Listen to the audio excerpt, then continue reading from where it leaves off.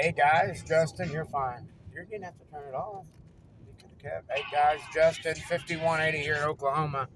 Well, after quite a bit of research here, and I want to also be straightforward, help from a couple of different sources. We all need help sometimes. But anyways, so we had multiple things going on that was messing with us here. So we had the fact that we had the metal roof changing the antennas ability of what it was seeing, uh, the way it's loading off the metal roof. Um, so we had to back up a little bit. Now we're going to um, move the antenna way away from everything, tune it, and then we're going to put it back on that pole, and we're going to take it way up into its operating height, and it will fall. It should fall back into where we want to play. Another thing that was brought to our attention. Well, it guy wires. So we had a metal roof. We had the guy wires, the metal roof.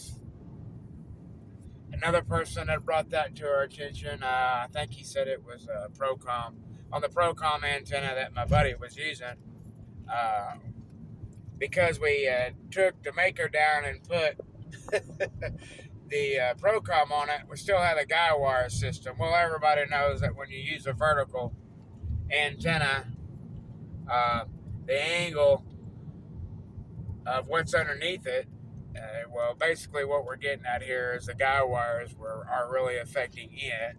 The angle and pitch off of the guy wire drastically changes the impedance of the feed point of the antenna.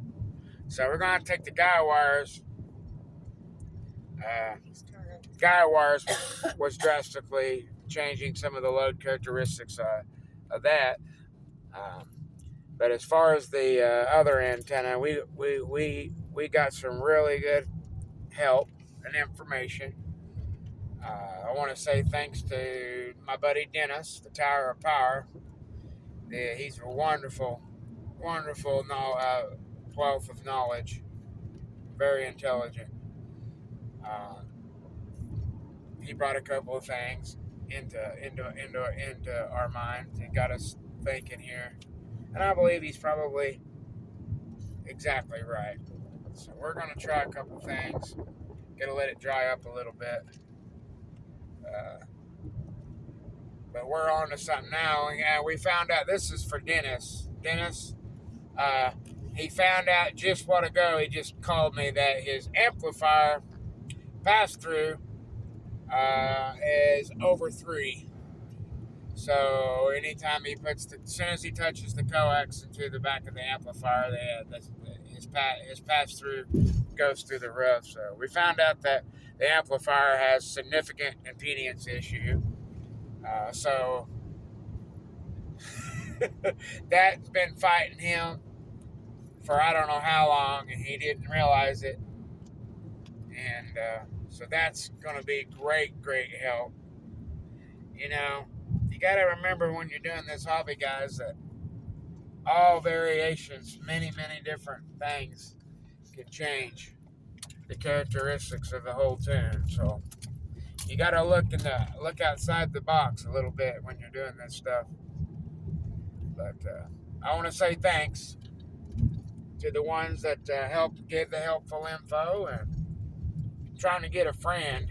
It's not my stuff. I'm working on another individual that has basically an all metal everything. Metal sheds, metal everything. And it's real compact. It's kind of a different little setup.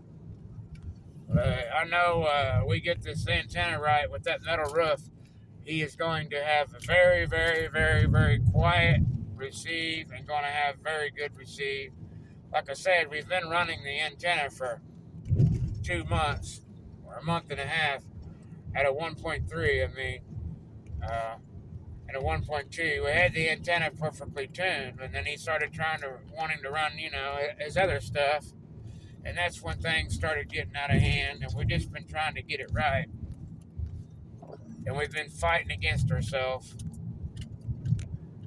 with a few things. And So we're going to back up and punt and pull everything down and away, get out away from everything, and we're going to reload and tune the antenna.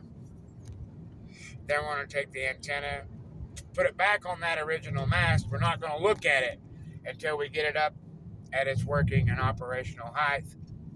And then it should come right back into its point of operation, because we got to get, what happens is when you put it on the pole there and you're right up on the roof, the antenna is trying to see its own counterpoise plus the roof and trying to load and tune through the both of those, and it just so when you, after you do that, you raise it, then the antenna drastically sees a different amount of counterpoise once you get it up away from the roof, and then the load characteristics and impedance change.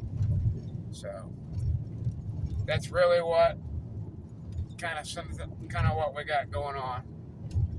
Y'all be good. We'll make a follow-up video on it in a couple of days when everything dries up. I spent literally about 7 hours over there yesterday. What a mess.